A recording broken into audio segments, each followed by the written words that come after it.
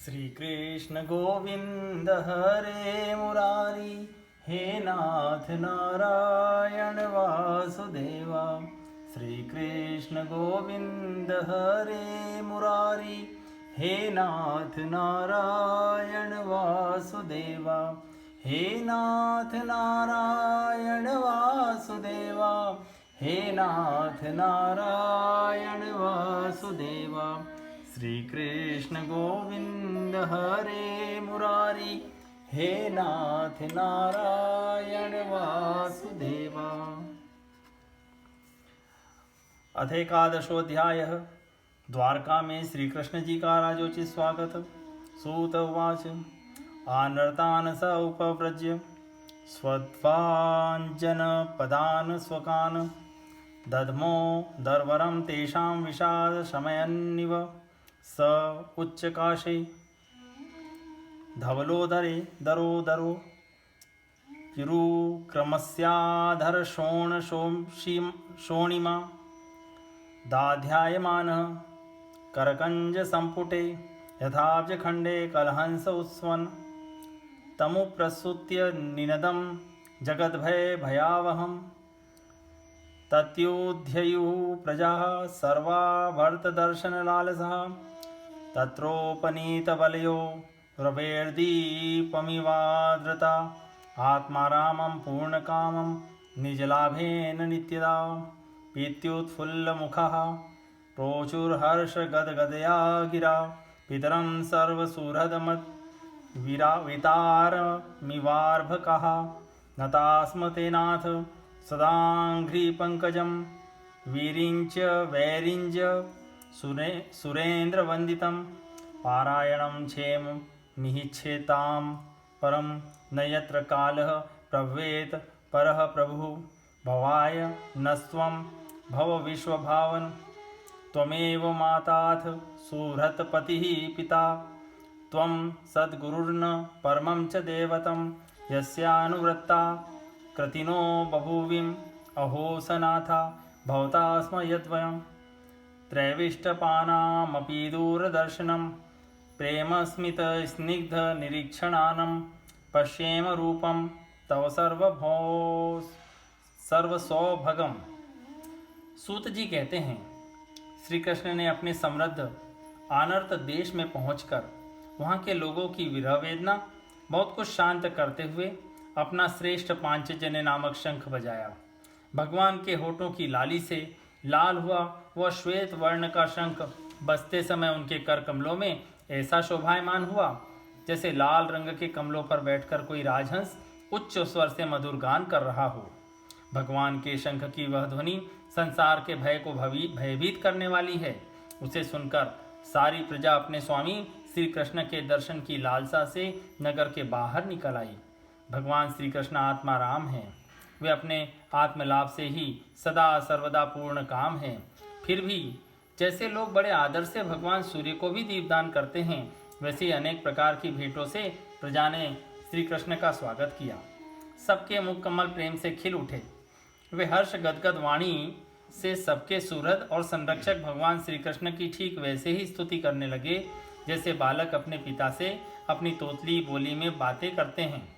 स्वामी, हम आपके उन चरण कमलों को सदा सर्वदा प्रणाम करते हैं जिसकी वंदना ब्रह्मा, शंकर और इंद्र तक करते हैं, जो इस संसार में परम कल्याण चाहने वालों के लिए सर्वोत्तम आश्रय है, जिसकी शरण ले लेने पर परम समर्थ काल भी एक बाल तक बांका नहीं कर सकता। विश्वभावन, आप ही हमारे माता, सुहृद स्वामी और पिता हैं। आप ही हमारे सद्गुरु और परम आराध्य देव हैं। आपके चरणों की सेवा से हम कृतार्थ हो रहे हैं। आप ही हमारा कल्याण करें। आहा, हम आपको पाकर सनाथ हो गए, क्योंकि आपके सर्व सौंदर्य सार अनुपम रूप का हम दर्शन करते रहते हैं। कितना सुंदर मुख है, प्रेमपूर्ण मुस्कान से स्निग्ध चितवन। यह दर्शन तो देवताओं के लिए भी दुर्लभ है।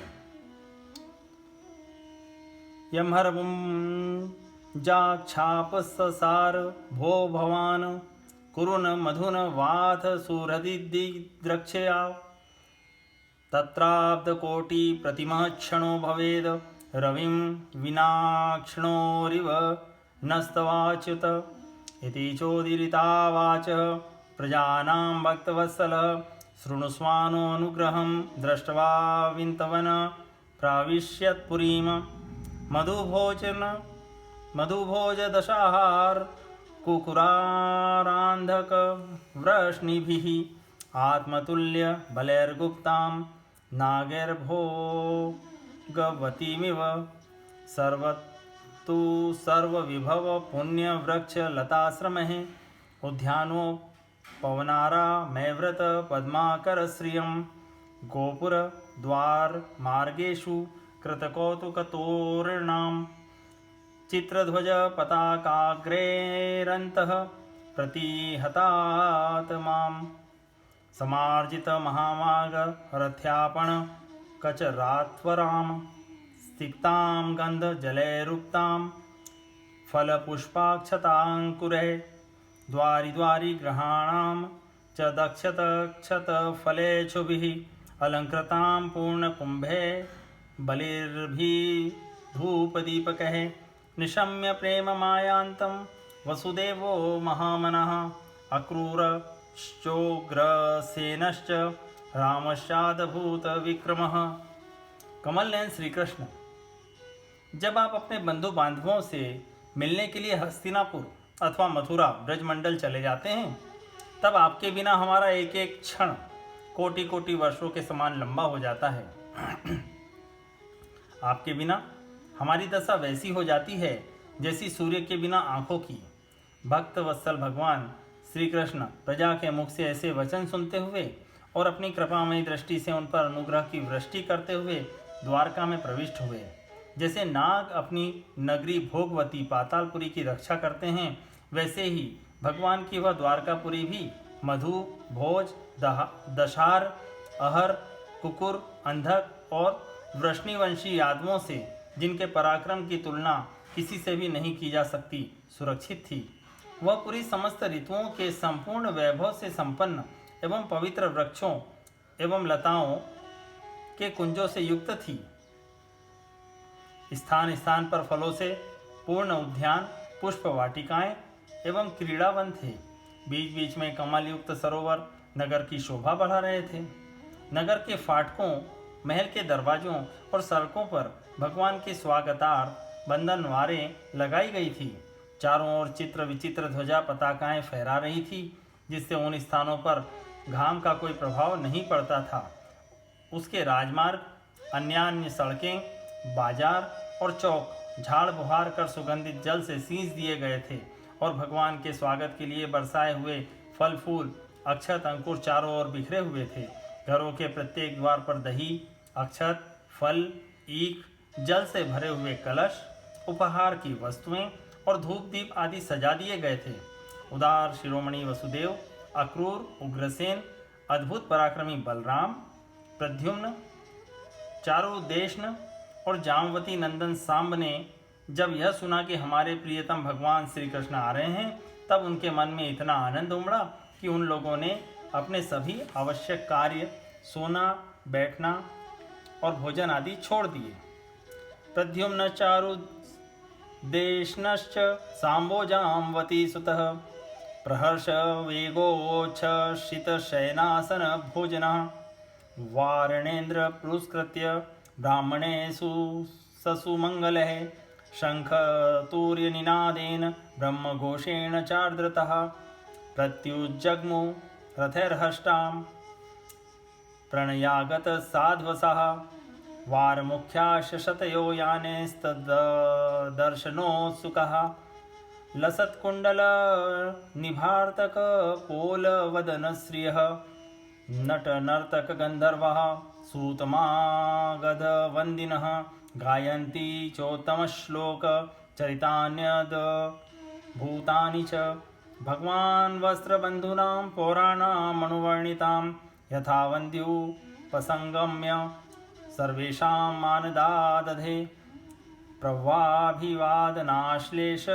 करस्पर्शस्मितेक्षणे आश्वास्य चाश्वो पाकेभ्यो वरेष्याभिर्मतेर्विभुः स्वयं च गुरुभिर्विप्रय सदारय स्थविरैरपि आशीर्भिर्युज्यमानोऽन्ये वन्दिभिश्चाविशत्पुरं राजमार्गं गते कृष्णे द्वारकायाः कुलस्त्रियः हम्यारण्यरुरुहुर्विप्र तदीक्षणमहोत्सवः नित्यं निरीक्षणमानानां यदपि द्वारकौकसां नैव तृप्यन्ति हीदृशः श्रियो धामाङ्ग्यमुच्यतम। प्रेम के आवेग से उनका हृदय उछलने लगा। वे मंगल शगुन के लिए एक गजराज को आगे करके स्वस्त्यन पाठ करते हुए और मांगलिक सामग्रियों से सुसज्जित ब्राह्मणों को साथ लेकर चले। शंख और तुरही आदि बाजे बजने लगे और वेद ध्वनि होने लगी। वे सब हर्षित होकर रथों पर सवार हुए और बड़ी आदर बुद्धि से भगवान की अगवानी करने चले। साथ ही भगवान श्री कृष्ण के दर्शन के लिए उत्सुक सैकड़ों श्रेष्ठ वारांगनाएं, जिनके मुख कपोलों पर चमचमाते हुए कुंडलों की कांति पड़ने से बड़े सुंदर दिखते थे, पालकियों पर चढ़कर भगवान की अगवानी के लिए चली। बहुत से नट, नाचने वाले, गाने वाले, विरत बखानने वाले, सूत, मागध और वंदीजन भगवान श्री कृष्ण के अद्भुत चरित्रों का गायन करते हुए चले। भगवान श्री कृष्ण ने बंधु बांधवों, नागरिकों और सेवकों से उनकी योग्यता के अनुसार अलग अलग मिलकर सबका सम्मान किया। किसी को सिर झुकाकर प्रणाम किया, किसी को वाणी से अभिवादन किया, किसी को हृदय से लगाया, किसी से हाथ मिलाया, किसी की ओर देखकर मुस्कुरा भर दिया और किसी को केवल प्रेम भरी दृष्टि से देख लिया। जिसकी जो इच्छा थी उसे वही वरदान दिया। इस प्रकार चांडाल पर्यंत सबको संतुष्ट करके गुरुजन सपत्नी ब्राह्मण और वृद्धों का तथा दूसरे लोगों का भी आशीर्वाद ग्रहण करते एवं बंदीजनों से विरुदावली सुनते हुए सबके साथ भगवान श्री कृष्ण ने नगर में प्रवेश किया। शौनक जी, जिस समय भगवान राजमार्ग से जा रहे थे उस समय द्वारका की कुल कामिनियां भगवान के दर्शन को ही परमानंद मानकर अपनी अपनी अटारियों पर चढ़ गई। भगवान का वक्ष स्थल मूर्तिमान सौंदर्य लक्ष्मी का निवास स्थान है। उनका मुखारविंद नेत्रों द्वारा पान करने के लिए सौंदर्य सुधा से भरा हुआ पात्र है। उनकी भुजाएं लोकपालों को भी शक्ति देने वाली हैं। श्रियो निवासो यस्योरः पानपात्रं मुखदृशां बाहवो लोकपालानां सारंगानां पदाम्बुजं सिदात पत्र व्यजने रूपस्कृतः प्रसूनवर्षेरभिवर्षितः पथि पिशंगवासा वनमालया बभो घनो यथा कौडुकचापवैद्युतेः प्रविष्टस्तु गृहं पित्रो परिव्यक्तः स्म स्वमात्रभिः ववन्दे शिरसा सप्त देवकी प्रमुखा मुदा तः पुत्रम् अंकमारोप्य स्नेहसुत पयोधरः हर्ष विह्वलितात्मानः शिशिरचुनेत्र जैर्जलेः अथाविशत स्वभवनं सर्वकामामनोत्तमम् प्रसादायत्र पत्नीनां सहस्राणि च षोडश पत्न्यः पतिं प्रोष्य गृहानुपागतं विलोक्य संजात मनो महोत्सवा उत्तस्फुरारात सहसा सनाशयात साकं व्रते वीडित लोचनानना। उनके चरण कमल भक्त परमहंसों के आश्रय हैं। उनके अंग अंग शोभा के धाम हैं। भगवान की इस छवि को द्वारकावासी नित्य निरंतर निहारते रहते हैं, फिर भी उनकी आंखें एक क्षण के लिए भी तृप्त नहीं होती। द्वारका के राजपथ पर भगवान श्री कृष्ण के ऊपर श्वेत वर्ण का छत्र तना हुआ था। श्वेत चंवर डुलाए जा रहे थे। चारों ओर से पुष्पों की वर्षा हो रही थी। वे पीतांबर और वनमाला धारण किए हुए थे। इस समय वे ऐसे शोभायमान हुए मानो श्याम मेघ एक ही साथ सूर्य, चंद्रमा, इंद्रधनुष और बिजली से शोभायमान हो। भगवान सबसे पहले अपने माता पिता के महल में गए। वहाँ उन्होंने बड़े आनंद से देवकी आदि सातों माताओं को चरणों पर सिर रखकर प्रणाम किया और माताओं ने उन्हें अपने हृदय से लगाकर गोद में बैठा लिया। स्नेह के कारण उनके स्तनों से दूध की धारा बहने लगी। उनका हृदय हर्ष से विभल हो गया और वे आनंद के आंसुओं से उनका अभिषेक करने लगी। माताओं से आज्ञा लेकर वे अपने समस्त भोग सामग्रियों से संपन्न सर्वश्रेष्ठ भवन में गए। उनमें 16,000 पत्नियों के अलग अलग महल थे। अपने प्राणनाथ भगवान श्री कृष्ण को बहुत दिन बाहर रहने के बाद घर आया देखकर रानियों के हृदय में बड़ा आनंद हुआ। उन्हें अपने निकट देखकर वे एकाएक ध्यान छोड़कर उठ खड़ी हुई। उन्होंने केवल आसन को ही नहीं बल्कि उन नियमों को भी त्याग दिया जिन्हें उन्होंने पति के प्रवासी होने पर ग्रहण किया था। उस समय उनके मुख और नेत्रों में लज्जा छा गई। तमात्मर्जैर्दृष्टिर्भिरन्तरात्मना दुरंत भाव परिरेभिरे पतिं निरुद्य प्यास्त्र वदम्बु नेत्रयो विलिज्जतातीनां भृगुवर्य वैक्लयवात् यद्यप्सो पार्श्वगतो रहोगत इस्तत्थापि तस्याङ्घ्रियुगं नवनवं पदे पदे काविरमेत तत्पदा ज्वलापि यच्छीर्न जहाति कहिर्चित् एवं नृपाणां क्षितिभारजन्मनां महोहिक्षिणीभिः मक्षोहिणीभिः परिवृत्ततेजसां विधाय वैरं श्वसनो यथानलं मियो वधेनो परतो निरायुधः स एष नरलोकेऽस्मिन् वितीर्णः स्वमायया रेमे स्त्रीरत्नकूटस्थो भगवान् प्राकृतो यथा उद्दामभावपिशुनाल नामलवल्गुहास व्रीडावलोकनिहतो मदनोऽपि यासां सम्मुह्य चापं जहात् प्रमदोत्तमास्ता यस्येन्द्रियं विमथितुं कुहर्कैर्न शेकुः तमयं मन्यते लोको ह्यासङ्गमपि सङ्गिनम् आत्मोमप्येन मनुजं व्याप्रणवानं यतो बुधः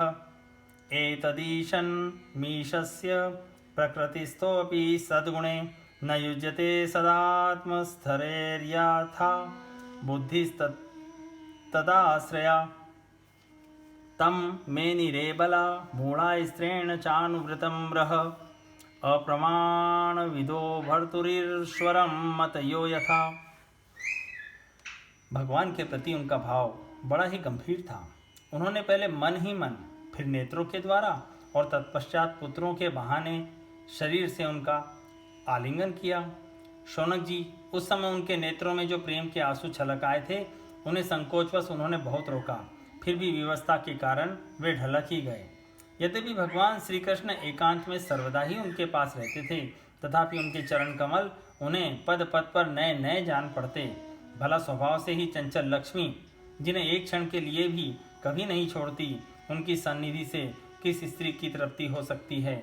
जैसे वायु बांसों के संघर्ष से दावानल पैदा करके उन्हें जला देती है, वैसे ही पृथ्वी के भारभूत और शक्तिशाली राजाओं में परस्पर फूट डालकर बिना शस्त्र ग्रहण किए ही भगवान श्री कृष्ण ने उन्हें कई अक्षौहिणी सेना सहित एक दूसरे से मरवा डाला और उसके बाद आप भी उपराम हो गए।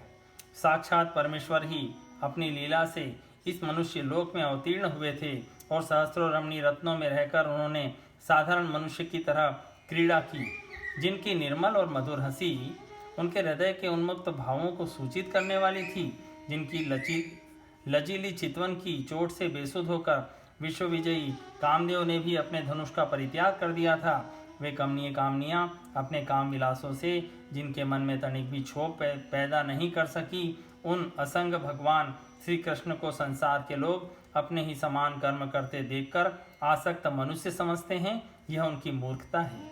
यही तो भगवान की भगवत्ता है कि वे प्रकृति में स्थित होकर भी उसके गुणों से कभी लिप्त नहीं होते। जैसे भगवान की शरणागत बुद्धि अपने में रहने वाले प्राकृत गुणों से लिप्त नहीं होती। वे मूढ़ स्त्रियां भी श्री कृष्ण को अपना एकांत सेवी स्त्री परायण भक्त ही समझ बैठी थी, क्योंकि वे अपने स्वामी के ऐश्वर्य को नहीं जानती थी। ठीक वैसे ही जैसे अहंकार की वृत्तियां ईश्वर को अपने धर्म से युक्त मानती हैं। इति श्रीमद्भागवते महापुराणे पारमहंस्यां संहितायां प्रथम स्कंदे नैमिषीयोपाख्याने कृष्णद्वारका प्रवेशो नामेकादशोऽध्याय सम्पूर्णम्।